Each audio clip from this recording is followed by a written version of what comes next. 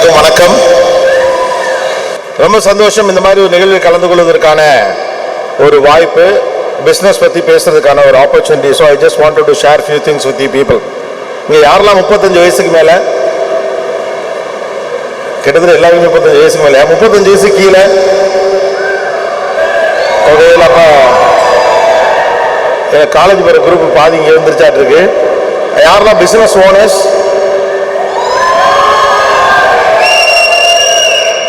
ஜென்ரலாக அப்படி பிஸ்னஸ் ஓனர்ஸ்லாம் அவ்வளோ கத்த மாட்டாங்களே, ரொம்ப யங் பிஸ்னஸ் ஓனர்ஸ்.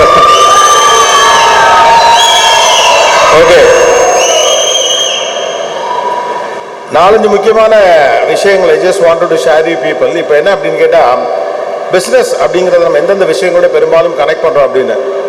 பிஸ்னஸை பெரும்பாலும் நம்ம என்னென்ன விஷயங்களோட அடிப்படையில் ட்ரெடிஷன் நம்ம கனெக்ட் பண்ணுவோம் அப்படின்னு பார்த்தா, நம்முடைய ஹார்ட் ஒர்க்கோட கனெக்ட் பண்ணுவோம், கண் துஞ்சாமல் வேலை பார்க்க வேண்டும் அப்படிங்கிறதோட கனெக்ட் பண்ணுவோம், போட்டியாளர்களை சரியாக கவனித்துக் கொண்டிருக்க வேண்டும் அப்படிங்கிறத கனெக்ட் பண்ணுவோம், எப்போது வேலை பார்த்துக்கிட்டே இருக்கணும் அப்படிங்கிறத கனெக்ட் பண்ணுவோம். இதெல்லாம் ட்ரெடிஷ்னலாக பிஸ்னஸ்ங்கிறது ஒரு சிரமமான ஒரு விஷயம். அதை செய்வதற்கு இந்த தியாகங்களை நீங்கள் செய்ய வேண்டும். ஒரு காலகட்டத்தில் ஓரளவுக்கு சரியாக இருந்திருக்கலாம், ஆனால் இன்னைக்கு இருக்கக்கூடிய காலகட்டத்தில் ஒப்பிடும்போது நீங்கள் ஹார்ட் ஒர்க் பண்ணுறீங்களா பண்ணலைங்கிறதெல்லாம் செகண்டரி தான். Do you have a strategy and plan? இதுதான் இன்னைக்கு முக்கியம்.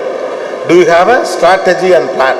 ஆப்பர்ச்சுனிட்டிஸ் குறைவாக இருந்த காலகட்டத்தில் நீங்கள் தொடர்ச்சியாக, டெக்னாலஜி குறைவாக இருந்த காலகட்டத்தில் தொடர்ச்சியாக கடினமாக உழைக்க வேண்டும் என்ற பாணியெல்லாம் உண்டு. இப்போது இருக்கிற காலகட்டத்தில் அந்த கஷ்டங்கள்லாம் கிடையாது. இன்றைக்கி டெக்னாலஜி உங்களுக்கு அவைலபிளாக இருக்குது. சரியான பிஸ்னஸ் ஐடியா இருந்தால் ஃபண்ட் பண்ணுறதுக்கு ஏஞ்சல் இன்வெஸ்டர்ஸ் இருக்காங்க, விசிஸ் இருக்கிறாங்க, வெஞ்சர் கேபிட்டல்ஸ் இருக்காங்க, லோன் கொடுக்கறதுக்கு பேங்க் இருக்குது. ஒரு காலகட்டத்திலலாம் பேங்க்கில் போய் நீங்கள் லோன்லாம் வாங்க முடியாது. இன்றைக்கெல்லாம் நீங்கள் எவ்வளோ லோன் கேட்டாலும் பேங்க் கொடுக்க தயாராக இருக்குது. ஏன்னா அதை வச்சு என்ன பணம் பண்ணலாம் அப்படிங்கிற பிஸ்னஸில் அவங்க இருக்காங்க. அப்படிங்கிற பட்சத்தில் அப்போ இங்கே ரொம்ப முக்கியமானது ஒரு கிளியர் ஐடியா, ஒரு எக்ஸிக்யூஷன் பிளானு, அதை செய்வதற்கான ஸ்ட்ராட்டஜி. பெரும்பாலும் நம்ம அதில் கான்சன்ட்ரேட் பண்ணுறது கிடையாது. Yeah, strategy is much more important. What is that strategy என்றால் ரொம்ப காம்ப்ளிகேட்டடான விஷயங்கள் அப்படின்னு. இன்றைக்கி நீங்கள் ஒரு பிஸ்னஸில் சக்ஸஸ்ஃபுல்லாக இருக்கணும் அப்படின்னு நீங்கள் நினச்சிங்கன்னா, பெரிய நிறுவனங்கள் எந்த விஷயத்தை செய்கின்றனவோ அந்த விஷயங்களை செய்வதற்கு நம்ம தயாராக இருக்கணும். பெரிய நிறுவனங்களை கவனிச்சிங்கன்னா ஆரம்ப கட்டத்தில் ஒரு ஸ்ட்ரக்சரை பில்ட் பண்ணுறதுல கவனமாக இருப்பாங்க. எடுத்தோடனே ப்ராஃபிட் பண்ணணுங்கிற நீங்கள் குறியாக இருந்தீங்கன்னா அவ்வப்போது ப்ராஃபிட் பண்ணலாம், அடுத்தடுத்த கட்டத்தில் கொஞ்சம் கொஞ்சமாக மூவ் ஆகிட்டு இருக்கலாம். So if you want to be successful, you have to create the environment first. உங்களுக்கு தேவைப்படக்கூடிய வெற்றியை நீங்கள் அடைய வேண்டும் என்றால் அதற்கான சூழ்நிலைகளை முதலில் உருவாக்கி கொள்ள வேண்டும். அந்த சூழ்நிலைகள் இல்லாமல் தனிப்பட்ட முறையில் நீங்கள் என்ன வேலை பார்த்துருந்தாலும் ஒர்க் அவுட்டே ஆகாது. The environment is much more important. அதுதான் இன்றைக்கி நான் ஸ்ட்ராட்டஜி அப்படின்னு சொல்கிறேன். என்விரான்மெண்ட் அப்படிங்கிறது ஒரு ஈகோ சிஸ்டம். இப்போ ஒரு குடும்பங்கிறது ஒரு ஈகோ சிஸ்டம். நம்ம ஃபேமிலிஸுக்குள்ளேருந்து போனால் நமக்கு எளிதாக புரியும். குடும்பங்கிறது ஒரு ஈகோ சிஸ்டம், ஒரு தனிநபருடைய சம்மந்தப்பட்ட விஷயம் கிடையாது. நீங்கள் வீட்டினுடைய தலைவர், வீட்டுடைய தலைவி ஒருத்தங்க இருப்பாங்க, உங்கள் அம்மா ஒருத்தங்க இருப்பாங்க, உங்கள் அப்பா ஒருத்தங்க இருப்பாங்க, 2 பிள்ளைகள் இருக்கக்கூடும். நம்ம ஃபர்ஸ்ட் சர்க்கிள், கித் அண்ட் கின்ஸ், ரிலேட்டிவ்ஸ் அப்படின்னு ஒரு சர்க்கிள் இருப்பாங்க. ஆக்சுவலாக நீங்கள் மட்டும் தொடர்ச்சியாக எல்லாத்தையும் பண்ணிக்கிட்டே இருந்தால் ஒரு குடும்பத்தை சரியாக வழிநடத்திட்டு போயிட முடியாது. நீங்கள் எப்படி பண்ணுறீங்களோ உங்களுடைய லைஃப் பார்ட்னரும் அதுக்கு இடையாக ஈடு கொடுத்து ஒரு ஃபிலாசபியோட அந்த ஃபேமிலி எடுத்துகிட்டு போகணும். இதெல்லாத்தையும் சேர்ந்து ஒரு பக்கம் பணம் மட்டுமே பண்ணிக்கிட்டு இருந்தால் பத்தாது. பிள்ளைங்க நல்லா வளர்கிறாங்களா இல்லையா, சரியாக படிக்கிறாங்களா இல்லையா, டிசிப்ளின்டாக இருக்காங்களா இல்லையாங்கிற அந்த விஷயத்தை தொடர்ச்சியாக கவனிச்சுட்டே இருக்கணும். இன்னொரு பக்கம் குடும்பம் வளர்ந்துக்கிட்டு இருக்கா வளரலையா, வளருதுன்னா பொருளாதாரத்தில் மட்டும் இல்லை, வேல்யூ பேஸ்டாக அந்த குழந்தைகளும் குடும்பமும் வளருதா இல்லையான்னு கவனிக்கணும்.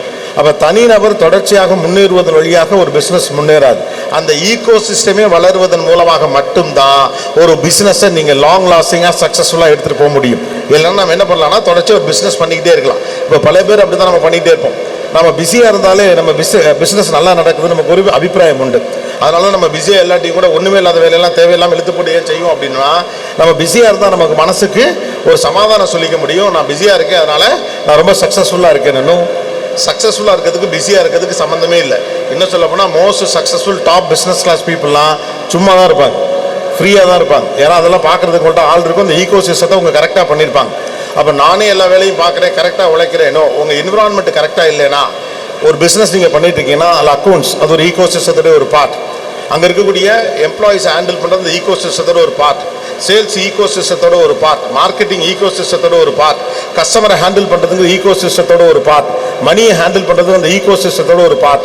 இது எல்லாமே சரியாக ஒர்க் ஆனால் மட்டும்தான் ஒரு பிஸ்னஸில் நீங்கள் அடுத்த கட்டத்துக்கு போக முடியும். இல்லைன்னா பெருவாரியும் நம்ம சொல்லிகிட்டே இருப்போம்ல, இந்த டயலாக்லாம் தொடர்ச்சியாக நம்முடைய அலுவலகத்துக்குள்ளேயோ அல்லது நீங்கள் வச்சிருக்க கடையிலையோ அல்லது உங்களுடைய ஸ்மால் ஸ்கேல் இண்டஸ்ட்ரியிலையோ இல்லை பிக் ஸ்கேல் இண்டஸ்ட்ரியிலையோ நீங்கள் சில டயலாக்ஸ் நம்ம தொடர்ந்து சொல்லிட்டு இருக்கோம்னா இன்னும் அந்த ஈகோ சிஸ்டத்தை நம்ம சரியாக பில்ட் பண்ணலன்னு அர்த்தம். அதில் முக்கியமான விஷயம், இத்தனை பேர் இருக்காங்க ஆனால் நான் தான் எல்லாத்தையும் செய்ய வேண்டியிருக்கு அப்படின்னு நீங்கள் தினந்தோறும் சொல்லிட்டு இருக்கீங்கன்னா உங்கள் ecosystem is not right. காசெல்லாம் எங்கே போகுதுன்னே தெரியல, நல்லா தான் சம்பாதிக்கிறோம் ஆனால் இங்கிட்டு வருது இங்கிட்டு போகுது, எங்கே போகுதுன்னே தெரியல அப்படின்னு நீங்கள் சொல்லிட்டு இருக்கீங்கன்னா the ecosystem is not right. Okay, மூணாவது முக்கியமான விஷயம், ஒரு ரொம்ப முக்கியமான ஃபைல் நீங்கள் நினச்சிட்டு இருக்கத ஆஃபீஸே தேடிக்கிட்டு இருக்காங்க அப்படின்னா your ecosystem is not right. எல்லாரும் கடினமாக உழைக்கிறோம், ஸ்ட்ராட்டஜி பண்ணுறதில்ல. அந்த ஸ்ட்ராட்டஜியோட முதல் முக்கியமான விஷயம் ஸ்டாண்டர்ட் ஆப்ரேட்டிங் ப்ரொசீஜர் அப்படின்னு ஒன்று இருக்குது, எஸ்ஓபி அப்படின்னு சொல்லுவாங்க. ஸோ அந்த ஈகோ சிஸ்டத்தில் எல்லா எலிமெண்ட்டும் கரெக்டாக ஒர்க் ஆகிறப்ப மட்டும்தான் ஒரு சஸ்டைனபிளான க்ரோத்தை ஒரு பிஸ்னஸால் எடுக்க முடியும். இல்லைன்னா நான் பிஸ்னஸ் பண்ணுறேன்னு நம்ம சொல்லிக்கிட்டே இருப்போமே ஒழிய நம்ம ஒர்க் அவுட் ஆகிட்டே இருக்க மாட்டோம். அப்புறம் பிஸ்னஸில் க்ரோத் நடக்குதா இல்லையான்னு கவனிக்கணும். அது தினந்தோறும் பிஸியாக இருக்கா இல்லையான்னு மட்டும் கவனிச்சுட்டு இருந்தா பிஸ்னஸ் சக்ஸஸ்ஃபுல்லாக இருக்கா. பிஸ்னஸில் க்ரோத் இருக்கான்னு நீங்கள் கவனிக்கணும்னா 72 அப்படின்னு ஒரு ரூல் இருக்கும். இங்கே இருக்கக்கூடிய சில மென்டர்ஸ் உங்களுக்கு அதை பற்றி பேசியிருக்க கூடும், அல்லது இனிமேல் வரக்கூடியவர்கள் அதை பற்றி பேசலாம். 72 லா அப்படின்னு ஒன்று சொல்லுவாங்க. சின்ன கால்குலேஷன் தான். நீங்கள் ஒரு பிஸ்னஸில் எஃபர்ட் போடுறீங்க, டைம் போடுறீங்க, உழைப்பு போடுறீங்க. இன்னும் சொல்ல போனால் குடும்பத்தில் கணவன் மனைவி 2 பேரும் சேர்ந்து பண்ணக்கூடிய பிஸ்னஸ் இருக்குது. மச்சாங்காரர் இருப்பார், அண்ணங்காரர் இருப்பார், தம்பிக்காரர், சித்தப்பா, குடும்பத்துடைய அம்மம்மா, அப்பப்பா, பெரியப்பா, சித்தப்பான்னு செலோன் ரேடியோவில் சொல்கிற அவ்வளோ பேர் சேர்ந்து உழைப்பையும் நேரத்தையும் அறிவையும் படிப்பையும் ஞானத்தையும் கொட்டி நீங்கள் ஒரு பிஸ்னஸ் பண்ணுறீங்கன்னா அதுக்கான அவுட்புட் அதில் இருக்கணும். அதுதான் அந்த 72 லா அப்படின்னு ஒன்று சொல்லுது. அதன் கணக்குப்படி என்ன சொல்கிறாங்க அப்படின்னு சொன்னோம்னா, வரையில் அந்த கால்குலேஷனுக்கு புரியலை, ஆடிட்டர் பண்ண ஜெகதீஷ் இருந்தாப்பில் பக்கத்தில் கொடுத்து பார்த்து சொல்லு விவரத்தை அவர் தான் கணக்கு போட்டு தெளிவாக சொன்னார். அடிப்படையில் நீங்கள் கவனிச்சிங்கன்னா, நீங்கள் முதலீடு செய்யக்கூடிய பணம் எவ்வளவோ, உங்களுடைய பணம் எவ்வளவோ 4 வருடத்துக்குள் அது இரட்டிப்பாக வேண்டும். அப்போ தான் அது ஒரு கரெக்டான business. Within 4 years it has to be double. Your money should be get double. நீங்கள் 1 கோடி ரூபாய் போட்டு ஒரு பிஸ்னஸ் பண்ணுறீங்க அப்படின்னா 4 வருடத்துக்குள்ள அது 2 கோடி ரூபாயாக மாறி இருக்க வேண்டும். அப்படிப்பட்ட ஸ்ட்ராட்டஜி உங்கள்கிட்ட இருக்கணும். அந்த அளவுக்கான வருமானத்தை நீங்கள் ஈட்டணும். ஏன் அப்படின்னு கேட்டால், பேசாமல் கம்முன்னு 8% எஃப்டிக்கு போட்டுட்டு உட்காந்துருந்தீங்கன்னாவே 6 வருஷத்தில் 12 வருஷத்தில் உங்கள் பணம் டபுள் ஆயிடும்.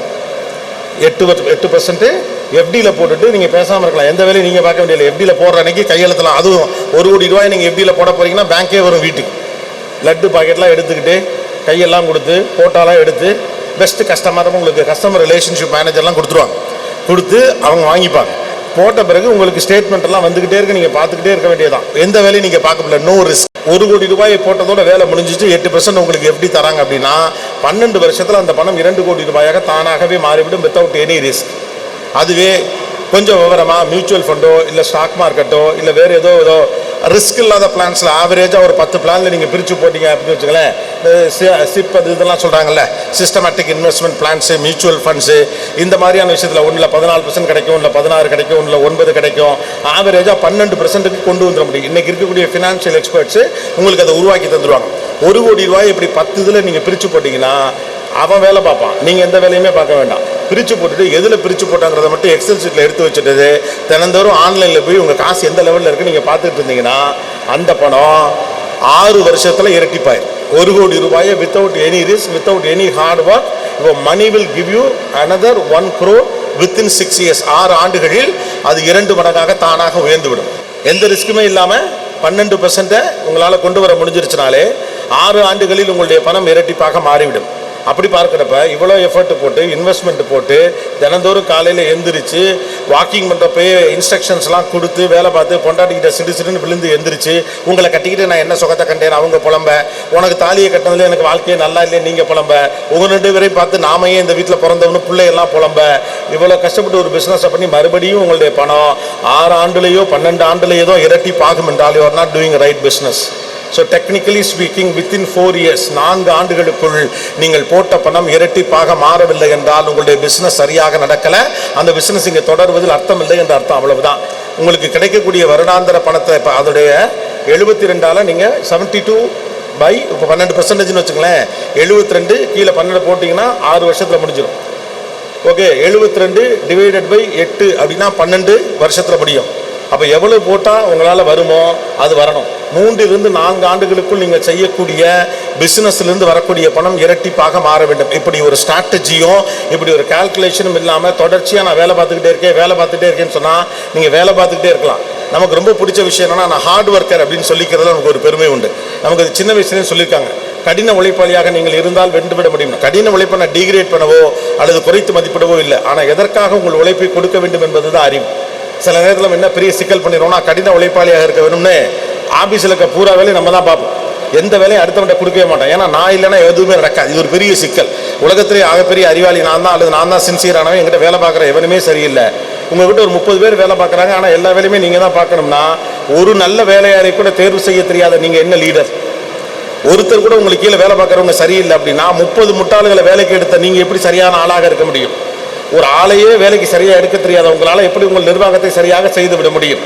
ஒரு லீடர் தனக்கு கீழ் அமையக்கூடிய ஆட்களை சரியாக தேர்வு செய்வார். நம்மகிட்ட இருக்க பெரிய பிரச்சனை என்னன்னா, we never invest on people. நமக்கு ஒரு பயம்.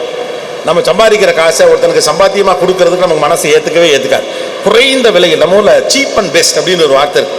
உலகத்திலே போங்கான வார்த்தை அதுதான். எது சீப்போ அது பெஸ்ட்டாக இருக்காது. அது எப்படி சீப்பும் பெஸ்ட்டும் ஒன்றா இருக்க முடியும்? சீப்பும் பெஸ்ட்டும் எப்படி ஒன்றா இருக்க முடியும்? சீப்பும் பெஸ்ட்டும் ஒன்றாலாம் இருக்க முடியாது. அந்தந்த விலைக்கு அந்தந்த குவாலிட்டி தான் கொடுக்க முடியும். ரைட்டு தானே? அடிடாஸ் அப்படின்னு ஒன்று இருக்கும், அந்த விலை 8000 ரூபாய் அப்படின்னு வச்சுக்கலாம். அது ஒன்று 8000க்கு நியாயமான விலையெல்லாம் கிடையாது. அது பிராண்டுக்கு ஒரு விலை வச்சிருக்கேன், அதெல்லாம் தனிக்காது. அந்த கதையை தனியாக பேசலாம், அது ஒரு நாள் கூட பேசலாம். நான் வியட்நாம் போயிருந்தப்போ போய் பார்த்தேன், அதே ஷூ அப்படியே 1000 ரூபா நம்ம காசு. என்ன ஒன்று அடிடாஸுக்கு போகலாம், அபிடாஸ்ன்னு போட்டிருக்கு, அவ்வளவுதான்.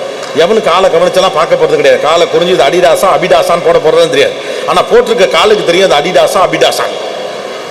1000 ரூபாய்க்கு 1000 ரூபா ஒருத்து தான் இருக்கும், 8000 ரூபாய்க்கு 8000 ரூபா ஒருத்து தான் இருக்கும், 10000 ரூபாய்க்கு 10000 ரூபா ஒருத்து தான் இருக்கும். பக்கத்து ஊருக்காரன் சொந்த பக்கத்து சொன்னவங்க மாமாவுக்கு வேண்டப்பட்டவன்னு சொல்லிட்டு 4000 ரூபா சம்பளத்துக்கு ஒருத்தன் கிடைக்கிறான்னு உள்ள தூக்கி அந்த வச்சுக்கிட்டு அவனை மேய்ச்சிக்கிட்டுறதுக்கு பதிலாக நீங்களே அந்த வேலையை பார்த்துட்டு போயிடலாம். Invest on people. அதுக்கு நீங்கள் பயந்தீங்கன்னா ஒர்க்கே ஆக. A good leader is know how to spend. நல்ல லீடர் சம்பாதிக்கிறவங்க கிடையாது, எங்க செலவு பண்ண தெரியும் அதுதான் அதை தெரிஞ்சாதான் நல்ல லீடர். எப்படி சம்பாதிக்கணுங்கிறதுலாம் எல்லாருக்குமே தெரிஞ்சு. சின்ன வயசுலேருந்து பாட்டி சொல்லும் இல்லையா, எங்க இன்வெஸ்ட் பண்ணணும், எந்த இடத்துல செலவு பண்ணணும் கண்டுபிடிக்கணுங்கிறதான். சம்பந்தமே இல்லாத அந்த பிஸ்னஸுக்கு அவ்வளோ பந்தாவே தேவையில்லாமல் இருக்கும். அவ்வளோ பெரிய இன்ஃப்ராஸ்ட்ரக்சரோட ஒரு ஆஃபீஸை உருவாக்கி வைப்போம், எதுக்குன்னே தெரியாது. பார்க்குறவங்களாம் மிரண்டு கொஞ்ச நாள் கழிச்சு அவனே சொல்லுவான், மாப்பிள்ளை பூராவும் கடனில் கட்டுறது மாப்பிள்ளை அப்படின்ட்டு. Invest on people. நீங்கள் ஒரு ஆளை தேர்வு செய்கிற போது அவர் ரிசோர்ஸாக நீங்கள் அவரை பார்க்கணும். ஆனால் இங்கே நம்ம ஊரில் என்னென்னா ட்ரெடிஷ்னல் ஒரு மாடலில் ஒன்று இருக்குது. அந்த மாடலில் என்னென்னா, முதல்ல பொண்ணு வீட்டு சைட்லேருந்து நம்பகமான ஒரு ஆளை தேடும், கல்லால் உட்கார வைக்கிறதுக்கு அப்படின்னு. மாமா வீட்டுக்காரங்க, சொந்தக்காரங்க, மச்சான் துணை இருந்தால் மலை ஏறலாம். அப்போ மலை ஏறுங்க. எதுக்கு பிஸ்னஸ் எல்லாம் கூட சேர்த்துக்கிறீங்க? மச்சானுக்கு அந்த தகுதி இருக்கா இல்லையாங்கிறதா இங்கே முக்கியமே ஒழிய மச்சானா இருக்காரா இல்லையாங்கிறதா முக்கியம் இல்லை. உங்கள் மனைவியின் தம்பி அது அவருடைய அங்கீகாரமாக இருக்குன்னா அதை தனிப்பட்டவங்களை வீட்டில் கூட்டியாந்து விருந்து வச்சுட்டு போங்க, கறிசோறு சாப்பிடுவாங்க, அத்தோடு முடிச்சுக்கங்க. ஆனால் டேலண்டட் பீப்புளை நீங்கள் ஹையர் பண்ணிங்கன்னா அவன் அதுலேருந்து 10% மடங்கு உங்களுக்கு பண்ணி கொடுப்பான். நாம் நம்ப மாட்டோம். நமக்கு 2 சிக்கல் இருக்குது. ஒன்று, என்னுடைய லாபத்தின் பெரும்பகுதியை சம்பளமாக ஒருவருக்கு கொடுப்பதற்கு அல்லது ஒரு நியாயமான பகுதியை சம்பளமாக கொடுப்பதற்கு எனக்கு ஒரு தயக்கம் இருக்கிறது ஒன்று. 2வது, அவன் திறமசாலியாக நமக்கு சந்தேகம் வந்து அவன் நம்மளை மாதிரி இன்னொரு கடையை ஆரம்பிச்சிருவான்.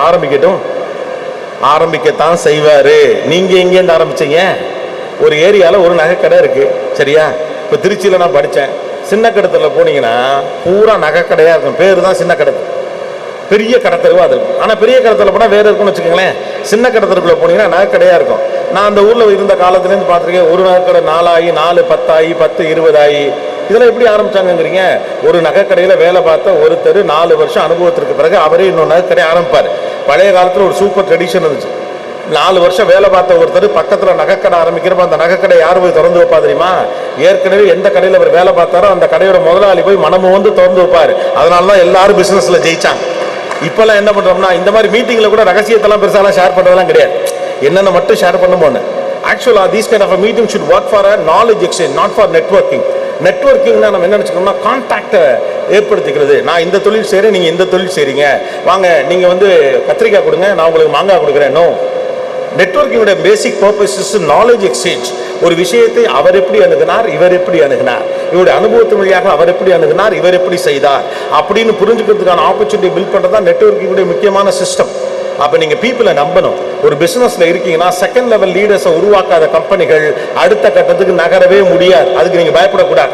செகண்ட் லெவல் லீடர்ஸை நீங்கள் உருவாக்குறப்ப 2 பேர் வெளியே போகத்தான் செய்வாங்க, 4 பேர் உள்ளே வரத்தான் செய்வாங்க. ஆனால் தலைவராக இருக்கிறவர் எப்போதும் ஒரு நம்பிக்கையோடு இருப்பார். யார் வேணாலும் வரட்டும், யார் வேணாலும் போகட்டும், என்னிடம் இருக்கக்கூடிய பெருந்திறமையை யாராலும் செய்துவிட முடியாது. Leader is a facilitator. எல்லா வேலையும் செய்கிறவன் பேர் லீடர் கிடையாது. எல்லாரையும் வேலை செய்ய வைக்கிறவன் தான் லீடர். எல்லா வேலையும் செஞ்சால் நீங்கள் லீடர் ஆயிட முடியாது. ரைட்டு தானே? இப்போ இளையராஜா இருக்காருன்னா எல்லா மியூசிக் இன்ஸ்ட்ருமெண்ட்டும் அவரேவா வாசிக்கிறாரு. அதை எப்படி வாசிக்கணும், எப்படி வாசிக்க வைக்கணுங்கிற விஷயம் அவருக்கு தெரியும். Leader is a facilitator. Okay, Dhoni ஒரு பிளேயர், ஒரு கிரிக்கெட் பிளேயர் அப்படின்னு வச்சுக்கோங்களேன். தோனி எல்லா மேட்ச்லையும் 100 ரன் அடிக்கிறதுக்கு அவசியம்லாம் இல்லை. வேகமாக அடிக்க தெரிஞ்ச 6 பாலுக்கு 4 சிக்ஸெல்லாம் அடிக்கக்கூடிய தோனி சில நேரத்தில் நொட்டுன்னு கட்ட வைக்கிறப்ப நமக்கு கோவம் வரும். ஏன்னா நமக்கு பொழுது போகணும், அதனால கேட்குறோம். அவர் அதை செய்ய மாட்டார். அவர் கேலரிக்கெலாம் விளையாட மாட்டார். கை தட்டுவானா மாட்டானா, அவன் என்ன சொல்லுவான் சொல்ல மாட்டான், இதை பற்றிலாம் அவர் கவலையே பட மாட்டார். எதிர்த்தாப்புல ஒரு யங் பிளேயர் விளையாடிக்கிட்டு இருக்கான், அவனுக்கு டேலண்ட் இருக்கு, ஆனால் நான் பக்கத்தில் இருந்தேன்னா அவன் பயப்படாமல் விளையாடுவான். அவன் ஒன்றுமே பண்ண மாட்டான். அவன் ஆட வச்சுட்டு சிங்கிள் மட்டும் ஆடி கொடுத்துட்டு ஒவ்வொரு பாலுக்கு பக்கத்தில் போய் அடுத்த பால் இப்படி போடுவான், இங்கே அடி, அடுத்த பால் இங்கே போனால் செவிலே விழுப்பு, இந்த பால் கட்ட வையின்னு சொல்லிட்டே இருப்பாப்ல. ஏன்னா அவங்ககிட்டேருந்து வேலையை வாங்குறதா அவருடைய வேலையை ஒழிய நானே போய் எல்லா பாலையும் அடிப்பேன் என்பதல்ல அவருடைய வேலை. லீடர்ஸ்க்கு ரொம்ப முக்கியமான தகுதி என்ன அப்படின்னா, பாராட்டு அடுத்தவனுக்கு போனாலும் பரவாயில்லை என்று பயப்படாத பெருந்தன்மை இருக்கிறவர் மட்டும்தான் தலைவனாக முடியும். பாராட்டு அடுத்தவனுக்கு போனாலும் பரவாயில்லை என்று பெருந்தன்மையோடு எவன் இருக்கிறானோ அவனால தான் தலைவனே ஆக முடியும். அது ஒரு டீச்சர் மைண்ட் செட். நீங்க கவனிச்சு பாருங்க. அந்த மைண்ட் செட் அப்படின்னு அப்படிலாம் பார்த்தோம்னு வச்சுக்கோங்க சார், நம்ம கிட்ட வேலை பார்த்தவன் நம்மளை விட பெரிய ஆளை வந்துட்டு நீங்க கவலைப்படாதீங்க. வீரியம் உள்ள விதை எங்க போட்டாலும் வெளியில வரும். அவர் உங்ககிட்ட இருந்து வெளியில போனாலும் பெரிய ஆளா இருப்பார், உங்ககிட்ட இருந்தாலும் பெரிய ஆளா இருப்பார், இல்லை உங்க கடைக்கு ஈத்த கடைப்பட்டு பெரிய ஆளா இருப்பார். வாழ்க்கையில் வெற்றிங்கிறது என்ன தெரியுமா? உங்ககிட்ட ஒருத்த வரையில அவன்லேருந்து 10 அடி தாண்டி நீங்க போயிடும். அந்த திறமையை நீங்க வளர்த்துக்கிட்டே இருக்கணும். நான் இருக்க திறமையோடு இருந்துகிட்டு இருப்பேன், பக்கத்தில் எவனுமே வராமல் பார்த்துக்குவேன்னு சொல்றதுக்கு பேர் திறமை கிடையாது. உங்களுக்கு அடுத்த கட்டத்தில் இருக்கிறவர் உங்களிடம் பருகிற போது அதை விட 10 அடி நீங்கள் தாண்டி போய்விட வேண்டும். அவர் அடுத்து உந்தி திறமையால் 5 அடி முன்ன வர்றப்ப நீங்க 50 அடி தாண்டி போகணும். 50 அடி நீங்க தாண்டி போறப்ப அடுத்து உந்தி வந்து அவர் 25 அடியில் வர்றப்ப 1000 அடி தாண்டி நிற்கணும். அதுக்கப்புறம் முடிவு பண்ணுவார், இந்த ஆளு கிட்ட போக முடியாது, உங்களை குருன்றுவான், முடிஞ்சு. அவர் என் காட்ஃபாதர். அவ்வளவுதான். அறிவும் திறனும் நிறைய இருக்கிறவன் அடுத்தவனுக்கு பயப்படாமல் கொடுப்பான். பயப்படாமல் கொடுங்க. when your people are ready to create the next level of leaders, then you will become a leader. A definition of leader is completely different. Definition of the leader is not a person who is executing their authority to their subordinates. தங்களுக்கு கீழ் பணி செய்யக்கூடியவர்கள் மீது அதிகாரத்தை செலுத்துகிறவரின் பெயர் தலைவர் அல்ல. A person who is delivering the jobs to the next level people is not the leader. தனக்கு அடுத்த நிலையில் இருக்கிறவிடம் வேலையை கொடுப்பவர் ஒரு தலைவராக இருக்க முடியாது. The real leader is someone who is creating another leader. ஒரு நல்ல தலைவன் இன்னொரு தலைவனை தான் உருவாக்கும். அவனுக்கு அதுல பயமே கிடையாது. A leader will always create another leader. A leader will always create another leader. அப்படி கொஞ்ச நாள் இருந்து பாருங்க. ஆரம்பத்தில் கோபிநாத் சொன்னானு கேட்கல, நல்லா தான் இருக்கும். லைட்டா வீட்டுக்கு போனோடனே பயமா இருக்கும். அண்டாலும் சொல்லுவான், அதெல்லாம் நீங்க நம்பிடாதீங்க அப்படின்னு யாராவது சொல்லுவாங்க. கொஞ்ச நாள் ட்ரை பண்ணி பாருங்க. Try it out for 3 months, 6 months in your office. Be open with your resources. I am talking about your employees. Resources na unga employees. ஒரு பாஸ் நான் வளர்றதுல ஆர்வம் காட்டுறாருன்னா அந்த சபார்டினேட் உங்களை விட்டு எப்படி வெளியில போவான்? முதல்ல அதை நீங்க நினைச்சு பாருங்க. என்னுடைய தலைவர் நான் வளர்வதை விரும்புகிறார், என்னுடைய பாஸ் நான் வளர்வதை விரும்புகிறார் என்கிற நம்பிக்கை மட்டும் ஒரு 2ஆம் நிலையில் இருக்கக்கூடிய ஒரு ரிசோர்ஸுக்கு கிடைச்சிருச்சுன்னா அவர் உங்களை விட்டு போகவே மாட்டார். ஆனா நம்ம மனிதர்கள் மீது அவநம்பிக்கை கொண்டவர்களாகவே இருக்கிறோம். இவன் எப்ப வேணாலும் என்ன விட்டு போயிடுவான். மனுஷன் எல்லாரும் எப்ப வேணாலும் யாரை வேணாலும் விட்டுட்டு போயிடும். யாருக்கு தெரியும்? ரைட்டா? 5 அண்ணன் தம்பி 4 அக்கா தங்கச்சியோட ஒரு பெரிய குடும்பத்தில் திருநெல்வேலி பஜாரில் 50 வருஷம் 100 வருஷம் புகழ்பெற்ற ஒரு ஃபேமிலியிலேருந்து நீங்கள் வந்திருக்கலாம். ரைட்டு தானே? நீங்கள் 4வது நடுப்புள்ள, 4 அக்காக்கும் செல்ல பிள்ளை, கீழே இருக்கக்கூடிய 4 தம்பிக்கும் செல்ல பிள்ளை. பாண்டவர் பூமி படத்தில் வர்ற மாதிரி பலாப்பழத்தை 7வது கழுத்தில் உட்காந்து பறிச்ச ஆளாக இருப்பீங்க.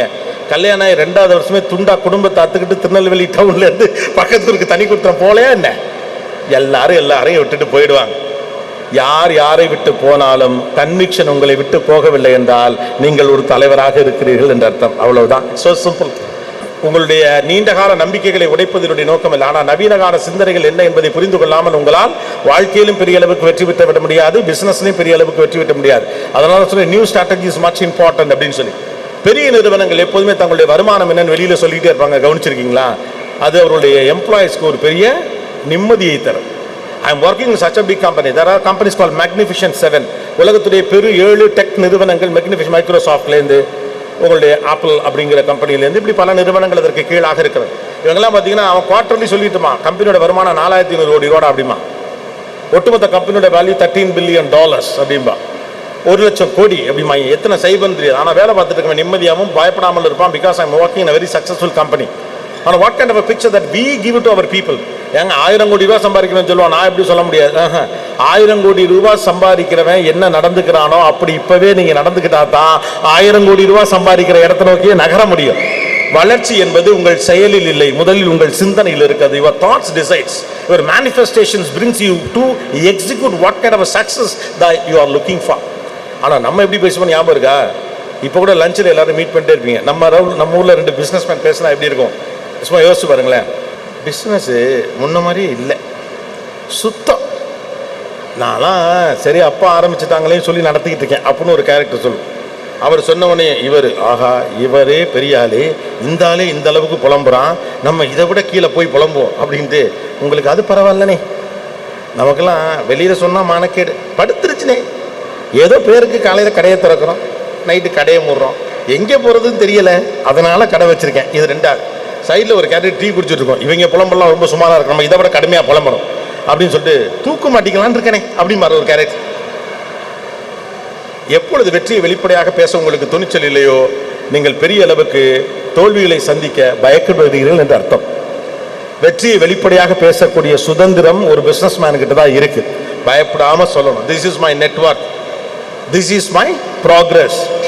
ஏன் இதை நான் சொல்ல வரேன்னா, இப்படி 10 பேர் சொன்னீங்கன்னா உங்க மனசு நம்பி தொலைஞ்சிடும். அதான் ப்ராப்ளம். நம்ம பிசினஸ் நல்லா நடந்துட்டு இருக்கப்ப கூட நம்ம பிசினஸ் சரியா நடக்கல, நீங்க அடுத்தவங்களை சொல்ல சொல்ல சொல்ல உங்க மைண்ட் என்ன திங்க் பண்ண ஆரம்பிச்சிருன்னு வச்சுக்கோங்களேன். சும்மா வீட்டில் சில நேரம் பாருங்களேன், வீட்டில் ஏதாவது ஆண்கள்லாம் அடிக்கடி சில பொய் சொல்லுவாங்க. வீட்டில் போயிட்டு மனைவி ஏதாவது பேசிவிடும் அப்படின்னு சொல்லிவிட்டு என்னது போன உடனே நெஞ்சு எரிச்சலாக இருக்குப்பா, இஞ்சி சுக்கு போட்டு ஒரு டீ போட்டு கொடுன்னு ஆரம்பிச்சு ஏதாவது ஒன்று சொல்லிட்டே இருப்பாங்க. அப்படி இப்போ சொல்லி சொல்லி நெஞ்சு எரிச்சலாக இருக்குது, நெஞ்சு எரிச்சலாக இருக்குது, ஏதாவது இதை சொன்னால் அவங்க வந்து அமைதியாக வாங்கிட்டு ஏதாவது ஒரு டிசீஸை சொல்லிகிட்டே இருப்பாங்க ஆண்கள். இங்கே இருக்க சில பேர் செஞ்சுருக்கிறதுக்கான வாய்ப்பு இருக்குது, அதுக்கு கொஞ்சம் டேட்டா கூட இருக்குது. கடைசியில் பார்த்தீங்கன்னா உண்மையாக இருந்தாலும் நெஞ்செரிச்சல் வந்துடும். ஏன்னா அந்த நெஞ்செரிச்சல் சொல்லி சொல்லி மைண்டு நம்பி நெஞ்சு எரிய ஆரம்பிச்சு. அதே தான் உங்கள் மைண்டு நம்ப ஆரம்பிச்சிடும். when you are in progress, tell the other people that you are in progress.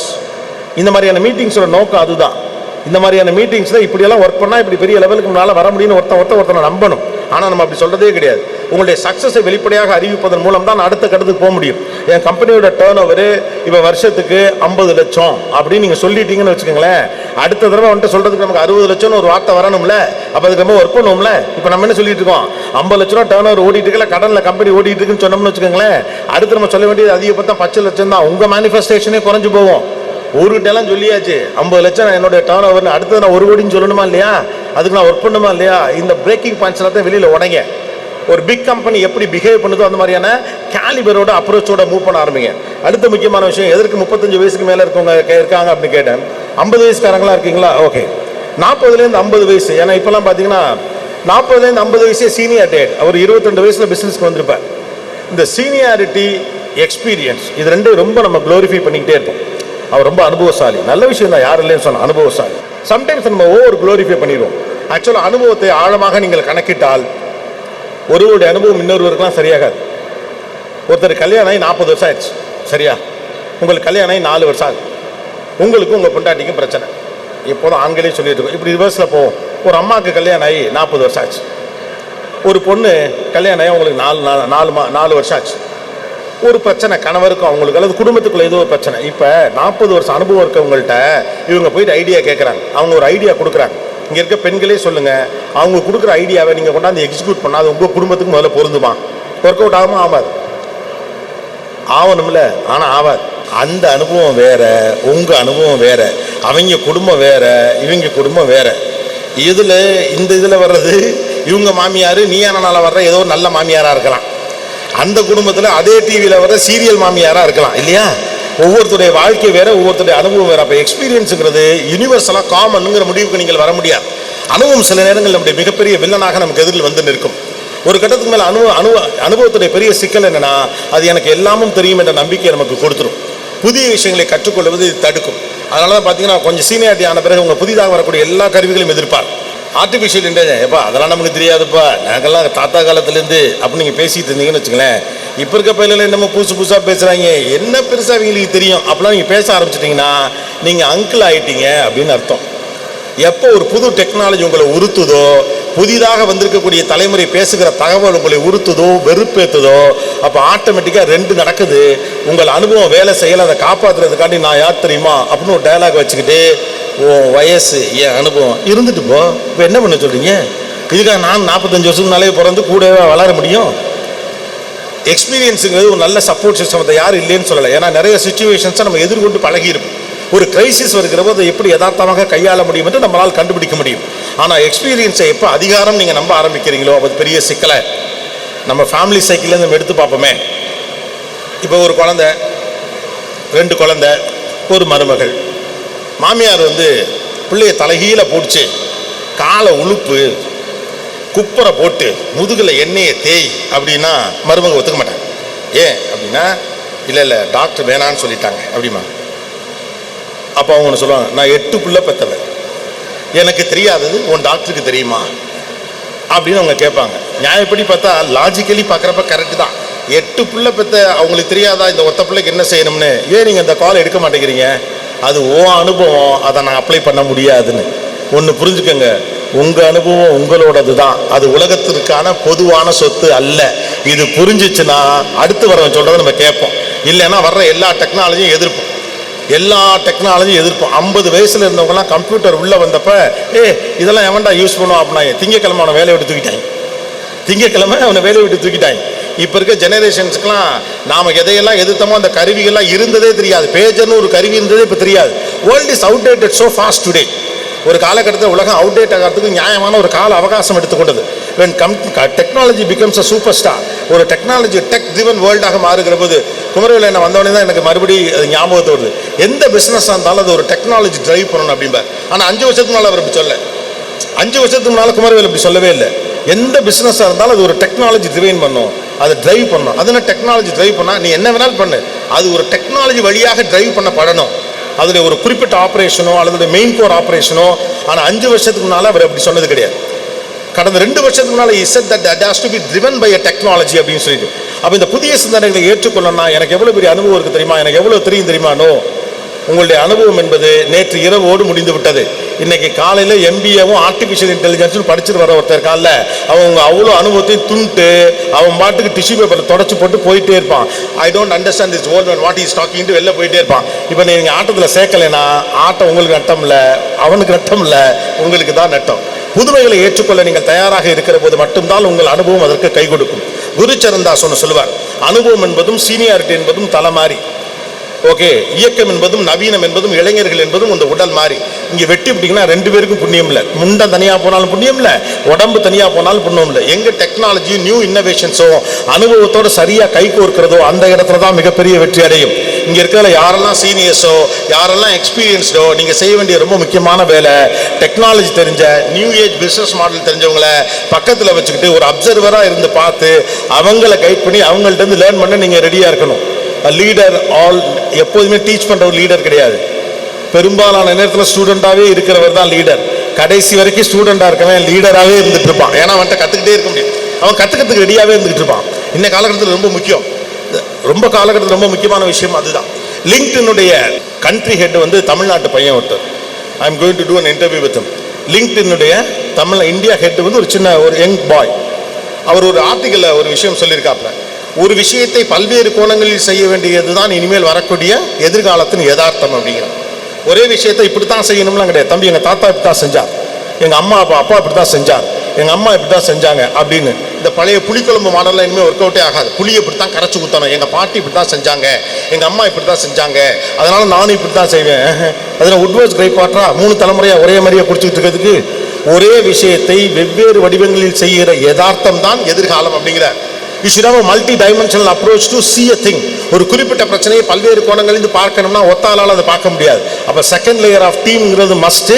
உங்கள் எக்ஸ்பீரியன்ஸை தூக்கி ஓர வச்சுட்டு ஓப்பன் மைண்டோட டெக்னாலஜியை புதுசாக அக்செப்ட் பண்ணுங்கள். தமிழ்நாடு மாதிரியான ஸ்டேட்லலாம் இருக்கக்கூடிய பிக்கஸ்ட் அட்வான்டேஜ்னா இங்கே இருக்கக்கூடிய பீப்புளும் சரி கவர்மெண்ட்டும் சரி அது எந்த அரசுகளாக இருந்தாலும் ஒரு டெக்னாலஜி புதுசாக உள்ள வரணும் அவங்க அடாப்ட் பண்ணுவாங்க, டக்குன்னு எதிர்க்க மாட்டாங்க. அதில் என்ன நிறைகுறைகள் இருக்குன்னு பார்ப்பாங்க, டக்குன்னு உடனே அடாப்ட் பண்ண பார்ப்பாங்க.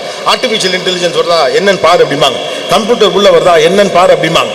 ரைட்டா? அப்படி தான் இங்கே டெக்னாலஜி கடை நம்ம ஃபாஸ்ட்டாக அடுத்த கடத்துக்கு நம்ம போயிட்டே இருந்தோம். எந்த டெக்னாலஜி வச்சிருந்தாலும் அதை ஒரு டெக்னாலஜி டிரைவனோட கனெக்ட் பண்ணி பாருங்க.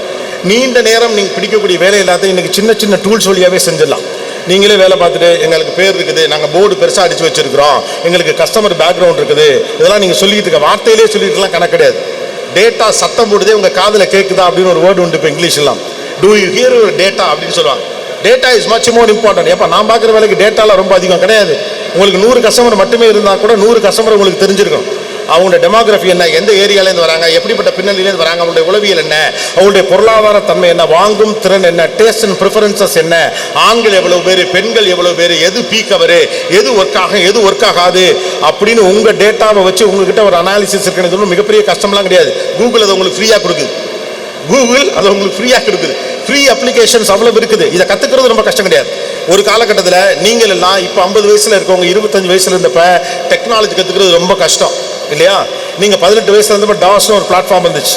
20 வயசில் இருந்தப்போ டாஸ்னு ஒரு பிளாட்ஃபார்ம் இருந்துச்சு.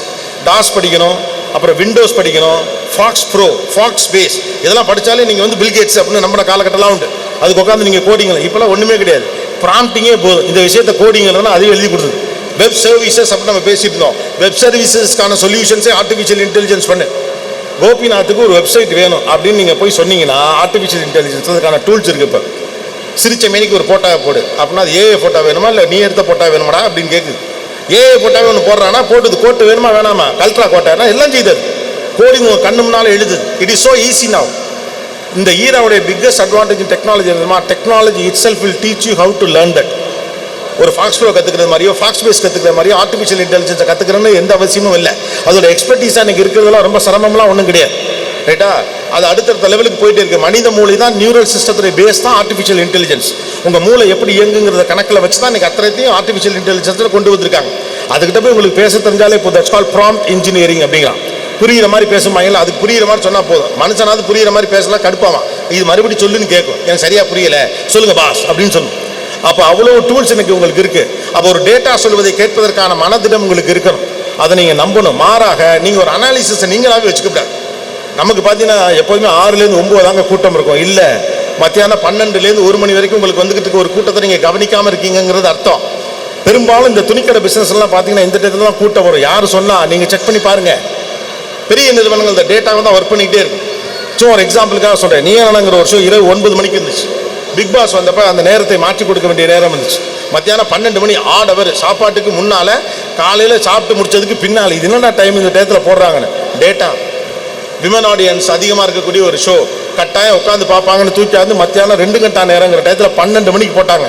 பிச்சுக்கிட்டு தான் போகுது, ஒரு குறையும் இல்லையே, நல்லா தான் போகுது. சும்மா போட்டாங்களா? போடலை. டேட்டா யார் எப்போ என்ன பார்க்குறாங்க. இன்றைக்கி நியூ டெக்னாலஜி டிவன் பிஸ்னஸ் எல்லாமே டேட்டா தான். யூடியூப்பில் நீங்கள் ஒரு வீடியோ போடுறீங்க. யூடியூப்பில் நிறைய பேர் யூடியூப்லாம் வச்சுருக்கீங்களே, உள்ளே போய் பார்க்குறப்ப யூடியூப் ஸ்டூடியோன்னு ஒரு இது இருக்கும், ஒரு ஆப்ஷன் இருக்கும். அதுக்குள்ளே நீங்கள் போனீங்கன்னா ஆண்கள் எவ்வளோ பேர் பார்க்குறாங்க, பெண்கள் எவ்வளோ பேர் பார்க்குறாங்க, எந்த நேரத்தில் எவ்வளோ பேர் பார்க்குறாங்க, ஊர் கணக்கெல்லாம் சொல்லிடுது. மலேசியாவில் எவ்வளோ பேர் பார்க்குறாங்க, இந்த நாட்டில் எவ்வளோ பேர் பார்க்குறாங்க, எவன் பார்க்குறப்போ உனக்கு காசு வருது, யார் பார்க்குறப்ப காசு வரலை, எந்த நாட்டிலேருந்து காசு வருது, யார் என்ன, எந்த வீடியோ போட்டால் அதிகமாக பார்க்குறாங்க, ஓ வீடியோவை பார்க்குறவன் வேற எந்த வீடியோ பார்க்குறான், வேற எந்த வீடியோ பார்க்குறவங்களாம் ஓ வீடியோ பார்க்குறான்னு இவ்வளோத்தையும் ஒரு யூடியூப் எதுக்கு அவ்வளோ கஷ்டப்பட்டு செய்யுதுன்னா, டேட்டா. இன்ஃபர்மேஷன் இஸ் வெல்த் அப்படிங்கிற மாதிரி டேட்டா இஸ் வெல்த். அதை நீங்கள் கேட்கணும், அதுகிட்ட கவனிக்கணும். மாறாக ரேண்டமாக தொடர்ச்சியாக நீங்கள் வேலையை பார்த்துட்டு இருந்தீங்கன்னா without strategy, without data, you will do the job continuously but you can't scale it up. when Kumarvel said I am going to come up with 100 parlors அப்படின்னு பல வருடங்களுக்கு முன்னால் நல்லா ஞாபகம் இருக்கு. வள்ளுவர் கோட்டம் பக்கத்தில் ஒரு நிகழ்ச்சியில் அப்போ அவர் என்கிட்ட சொல்கிறார். அப்போ மொத்தம் 6 8 வந்துச்சுன்னு நினைக்கிறேன், 10 இருந்துருக்கு நினைக்கிறேன், 10 இருந்துச்சு. அப்போ அவர் சொன்னார் ஒரு டைம் பேண்ட் சொல்லி, ரொம்ப ஷார்ட்டாக டைம் பேண்ட் அது. ஆனால் அப்போ சொன்னார் 100 பார்லர்கள் ஆக்க போகிறேன் அப்படின்னப்ப, என்ன 100 பார்லர் எப்படி பண்ண முடியும், பிளான் பண்ணால் பண்ணலாம் அப்படின்னாரு, ஸ்ட்ராட்டஜிஸ் பண்ணால் பண்ணலான்னு. இப்படி சிறு சிறு நீங்கள் கவனமாக அந்த பிளானில் தான் அது நடக்கும். தொடர்ச்சியாக ஓடிட்டே இருந்தாலும் நடந்துடாது. அதுக்கு என்ன செய்யணும்னு தெரிஞ்சிருக்கணும். அதுக்கு உங்கள்கிட்ட டேட்டா இருக்கணும். எனக்கு அது ரொம்ப ஈஸி. ஆனால் பெரிய அளவுக்கு டெக்னாலஜி யூஸ் பண்ண முடியாது. ஒரு எக்ஸல் ஷீட்டில் நம்மகிட்ட இருக்கணும். எக்ஸல் ஷீட்டை நம்மகிட்ட இருக்கணும். இன்னைக்கு டிஜிட்டல் பிளாட்ஃபார்ம்ஸை சரியாக யூஸ் பண்ண தெரியலைன்னா உங்கள் அனுபவமோ உங்களுடைய தொழில் அறிவோ உங்களுடைய எக்ஸ்பீரியன்ஸோ எதுவுமே உங்களுக்கு கை கொடுக்காது. கவனமாக இருங்கள். Invest in right talents. அதை மறுபடியும் நான் ரீஇன்வெஸ்ட் பண்ணணும்னு நினைக்கிறேன். ஏன்னா இந்தியாவில் பிஸ்னஸ் க்ரோ ஆன பிறகு ரைட்டான பீப்புள் மேலே இன்வெஸ்ட் பண்ணுறதுல நமக்கு பயம் இருந்துகிட்டே இருக்குது. பயப்படாதீங்க. சரியான டேலண்ட்டை நீங்கள் இன்வெஸ்ட் பண்ணால் கரெக்டாக மூவ் பண்ண முடியும். அப்புறம் அந்த 72 லா சொன்னேன், அதை கவனிச்சுக்கோங்க. வேலை மட்டும்தான் பார்த்துக்கிட்டு இருக்கீங்களா, சம்பாரிச்சுக்கிட்டு இருக்கீங்களா அப்படின்னு. அப்புறம் அமெரிக்கன் பிஸ்னஸ் மாடல் அப்படின்னு ஒன்று இருக்கும். நாம் எப்போதுமே எல்லாத்துக்குமே அமெரிக்காவுடைய ஒரு கணக்கு எடுப்போம். அப்படி நான் ஒருத்தரை சந்திச்சப்போ ஒரு அமெரிக்கன் பிஸ்னஸ் மாடல் சொன்னார். அந்த அமெரிக்கன் பிஸ்னஸ் மாடலில் கவனிக்கிறப்ப சில விஷயங்களுக்கு ஒரு பிஸ்னஸ் செய்கிறதோட ரொம்ப முக்கியம் என்ன மாதிரி ஒரு பிஸ்னஸை செய்யணும், எதை செஞ்சால் காசு கிடைக்கும் அப்படிங்கிற கவனத்தோடு ஒரு பிஸ்னஸ் செய்கிறது இருக்குல்ல. அமெரிக்கா ரொம்ப சிம்பிளாக ஒன்று தான் பண்ணும். ஒரு பெரிய டெக்னாலஜியை ஒரு தொழிலோட சேர்க்க ஒரு சொன்ன மாதிரி டெக்னாலஜி ட்ரிவன் அப்படின்னு சொல்லிட்டு நீங்கள் இந்த மேன்ஹாட்டன் அமெரிக்காவில் போனீங்கன்னா நியூயார்க்கில் மேன்ஹாட்டன் உள்ள இருக்கு ஒரு கான்க்ரீட் கார்டன். அத்தனை ஆண்டுகளுக்கு முன்னாலே தரையே தெரியாது, ஃபுல்லாக கட்டடமாக இருக்கும். இந்த ஸ்கை ஸ்க்ரீப்பர்ஸ்லாம் நிறைய இருக்கக்கூடிய அதுக்குள்ளே நீங்கள் போனீங்கன்னா அவ்வளோ பில்டிங்ஸ் இருக்கும். 1896 அண்டர் கிரவுண்டில் விட்டான் ட்ரெயினர். எவ்வளோ 300 கிலோமீட்டர் அண்டர் கிரவுண்ட்லேயே 1896 எதுக்கடா விட்டான்? அமெரிக்கா எப்போயிலேருந்து அவுட் சோர்ஸ் பண்ணுது நீங்கள் நினைக்கிறீங்க? அவங்க ஆரம்ப காலத்துலேருந்து என்ன மாதிரியான மாடலை ஃபிட் பண்ணியிருக்காங்க. ஆரம்பத்தில் டச்சு, ஃப்ரெஞ்சு பீப்புள் இவங்கெல்லாம் ஒன்றா சேர்ந்து சில ஸ்ட்ராட்டஜிஸ் ஒர்க் ஆன் பண்ணுறாங்க. அப்படி பண்ணுறப்ப அவன் தெளிவாக முடிவெடுக்கிறான், இதான் ஸ்ட்ராட்டஜி. சிம்பிள், ஒரு கண்ட்ரியை ஸ்ட்ராட்டஜிஸ் பண்ணுது. பார்க்குறான், இந்தியாவை விட 3.5 மடங்கு சைஸில் பெரிய நாடு அமெரிக்கா. இந்தியாவை விட 3.5 மடங்கு மக்கள் தொகையில் குறைவான நாடு அமெரிக்கா. உலகத்துடைய 3வது பெரும் மக்கள் தொகை கொண்ட நாடு அமெரிக்கா. நமக்கு பெருசாக தெரியாது, நம்ம ஃபஸ்ட்டு சைனா செகண்டோடு நின்றுப்போம், 3வது அமெரிக்கா தான். நமக்கு அவங்களுக்கு இடையில இவ்வளவு இப்போ கேப் இருக்கு, 32 கோடி தான் அவங்களுடைய மொத்த பாப்புலேஷனு. ஸோ எப்பயிலேருந்து அமெரிக்கா அவுட் சோர்ஸ் பண்ணுது அப்படின்னு நம்ம கவனிச்சோம்னா நமக்கெல்லாம் என்ன தோணுன்னா, ஐடி வேர்ல்டு பெருசான பிறகு 90களுக்கு பிறகு குளோபலைசேஷனுக்கு பிறகு ஐடியில் அவுட் சோர்ஸ் பண்ணாங்க, இந்தியன் டேலண்ட்ஸாக தான் அவங்க கம்பெனிக்கு கூப்பிட்டுக்கிட்டாங்க அப்படின்னு நம்ம நினச்சிட்டு இருக்கோம். இல்லை, அமெரிக்கா 1900 அவுட் சோர்ஸ் பண்ணுது. எப்போ 1900 அமெரிக்கா அவுட் சோர்ஸ் பண்ணிட்டு. ஏன் அப்படின்னா அது இந்த ஸ்ட்ராட்டஜியை ஃபாலோ பண்ணுது. இந்த கண்ட்ரியோட ஷேப் என்னன்னு பார்க்கலாம். நிறைய இயற்கை வளங்கள் நிறைந்திருக்கக்கூடிய ஒரு பெரிய நாடு, பெரிய லேண்ட்ஸ்கேப் இருக்குது, வாட்டர் இருக்குது, என்னென்ன விரும்பும் இருக்குது. 3 டைம் ஜோனுக்கான மாற்றங்கள் இருக்கக்கூடிய ஒரு பெரிய கிட்டத்தட்ட கண்டம் அது தென் அமெரிக்கா. ரைட்டா? அவன் ஒன்றே ஒன்று தான் கண்டுபிடிக்கிறான், எதெல்லாம் மனித உழைப்பு அதிகம் தேவைப்படுமோ அந்த வேலை எல்லாவற்றையும் மனித வளம் கொண்ட நாடுகளிடம் கொடுத்து விடும். சிம்பிளா சார், சட்டை தைக்கிறது, காலர் தைக்கிறது, டிஷ்யூ பேப்பரு, பட்டன் கட்டுறது, ஸ்க்ரூ, நட்டு, போல்ட்டு, டயரு, லொட்டு, லொசுக்கெல்லாம் மனித வளம் இருந்த நாடுகிட்ட கொடுத்து. அப்போ நாம் என்னடா பண்ணுறது அப்படின்னா, எதெல்லாம் 1000 மடங்கு 100 மடங்கு லாபம் தருமோ அந்த தொழிலை மட்டும் நம்ம செய்யணும். பெரு லாபம் தரக்கூடிய தொழில்களை மட்டும்தான் நாம் செய்ய வேண்டும். மற்ற எல்லாவற்றையும் மனித வளம் மிகுந்த நாடுகளிடம் கொடுத்து விட வேண்டும். ஏன்னா நம்மகிட்ட மனித வளம் கிடையாது, பெரும் இயற்கை வளம் இருக்கிறது. அதில் ரொம்ப முக்கியமாக இங்கே பண்ண முக்கியமான வேலை என்னென்னா, அமெரிக்கா முழுக்க மரத்துல இருந்தால் வீடு கட்டுவாங்க. ஆனால் ஒரு மரம் கூட அவங்க வெட்ட மாட்டாங்க. அது தெரியுதா? மரத்தில் தான் வீடு கட்டுவாங்க, ஆனால் அவங்க மரத்தை வெட்டவே மாட்டாங்க. ஏன்னா அவங்களுக்கு தெரியுது இயற்கையே பெரிய சொத்து, ஸ்ட்ராட்டஜி. வீடு கட்டு, ஆனால் வெளியிலேருந்து கொண்டா. ஜப்பான்லேருந்து இறக்குமதி பண்ணுவாங்க மரத்தை. அப்போ அவங்க கண்டுபிடிச்ச முக்கியமான விஷயம் குறைவான மக்கள் தொகை. இதில் ரொம்ப டெக்னாலஜிங்கிறத ஒரு மக்கள் தொகைக்கு இணையான ஒரு விஷயமா நம்ம இங்கே கொண்டாடணும் அப்படின்னு அதில் முதல்ல கண்டுபிடிச்ச முக்கியமான விஷயத்தில் ஒன்று தான் ரயில்வே. அதனால அவங்க என்ன பண்ணாங்க, அந்த காலகட்டத்தில் ட்ரெயின் போட்டாங்க. ஒரு சின்ன கணக்கு சொல்கிறேன் கேட்டுங்க. ஒரு ரயில் பெட்டி செய்கிறதுக்கு 1 லட்ச ரூபா ஆகிறத நம்ம வச்சுக்கோம். டெக்னாலஜி இன்கார்பரேஷன் எவ்வளோ பெரிய மாற்றத்தை கொடுக்கும், எவ்வளோ பெரிய 100 மடங்கு லாபத்தை கொடுக்குங்கிறதுக்கான ஒரு சின்ன அடையாளம் வந்து மேன்ஹாட்டன் ரயில்ஸ் அப்படின்னு சொல்லலாம். ஒரு ரயில் பெட்டியுடைய விலை 1 லட்சம் ரூபா அப்படின்னு வச்சுக்குவோம். அது தனியாக இருந்தால் 1 லட்சம் ரூபா.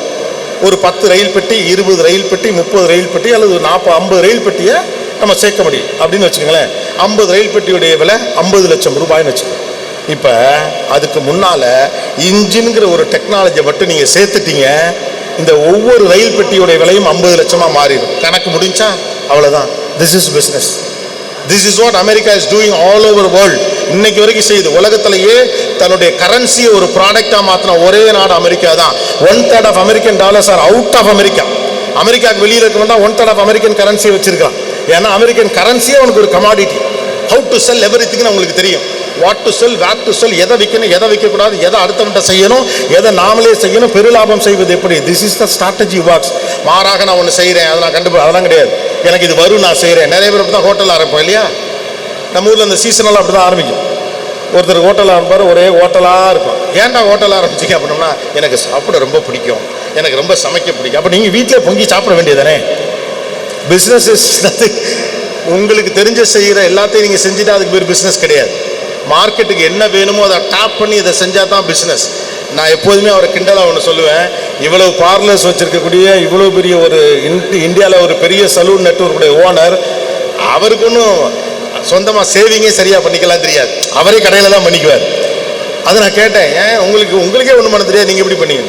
என் வேலை நான் வேலை பார்க்கறது இல்லை, ஒரு வேலையை எல்லாரையும் பார்க்க வைக்கிறது. This is where you can scale up a business. மார்க்கெட்டுக்கு என்ன வேணுமோ அதை கண்டுபிடிக்கணும். There must be small research. ஒரு எக்ஸல் ஷீட்லேயாவது ரிசர்ச் இருக்கணும். பிஸ்னஸ் ஆரம்பிக்கணும்னு நினைக்கிறவங்க பேசிக் ரிசர்ச்லேருந்து ஆரம்பிங்க. பிஸ்னஸில் இருக்கிறவங்க நீங்கள் பண்ணிட்டு இருக்கக்கூடிய வேலையில் டேட்டா உள்ளே கொண்டு வரதுக்கு பாருங்கள். அடுத்த கட்டத்துக்கு நீங்கள் போகணும்னு நினச்சிங்கன்னா உங்களுடைய டெக்னாலஜி இன்கார்பரேட் பண்ணுங்கள். 4வது முக்கியமான விஷயம், எக்ஸ்பீரியன்ஸ் உங்கள் ஈகோவாக மாற்றிடாதீங்க. 5வது முக்கியமான விஷயம், இளைய தலைமுறையோடு கைகோர்க்கவில்லை என்றால் அடுத்த கட்டத்திற்கு நீங்கள் போக முடியாது. 6வது, புதிய தொழில்நுட்பம் டெக்னாலஜிக்கு எதிரான மனநிலையிலிருந்து வெளியே வாருங்கள். 7வது, உங்கள் அனுபவம் இன்னொரு பொருந்த வேண்டும் என்ற அவசியம் இல்லை, இதில் கவனமாக இருங்கள். 8வது 72 லா, உங்களுடைய வருமானத்தை நான் சொன்ன அந்த 12% 8% நீங்கள் கணக்கு பண்ணி 4 ஆண்டுகளுக்குள்ள அதை இரட்டி பார்க்க முடியவில்லை என்றால் நீங்கள் சரியான வேலை பார்க்கவில்லை என்ற அர்த்தம். 9வது, ரைட் ரிசோர்சஸ் மேலே இன்வெஸ்ட் பண்ணுங்க. ஒரு சரியான பணியாள் மீது அல்லது வேலையாள் மீது நீங்கள் இன்வெஸ்ட் செய்வது உங்கள் நிறுவனத்தை பெரிய இடத்திற்கு எடுத்துட்டு போகும். 10வது, பெரிய நிறுவனமாக வர வேண்டும் என்றால் பெரிய நிறுவனம் சிந்திப்பதை போல சிந்தியுங்கள். நீங்கள் சிறியவரா பெரியவரா என்பது முக்கியமில்லை, சின்னதாக சிந்திக்கிறீர்களா பெரியதாக சிந்திக்கிறீர்களா என்பது மட்டும்தான் முக்கியம். சந்திரக்காற்று நம் ஜன்னலில் வீசட்டும், சரித்திரம் நாளை நம் சாதனை பேசட்டும். நன்றி, வணக்கம். தேங்க்யூ.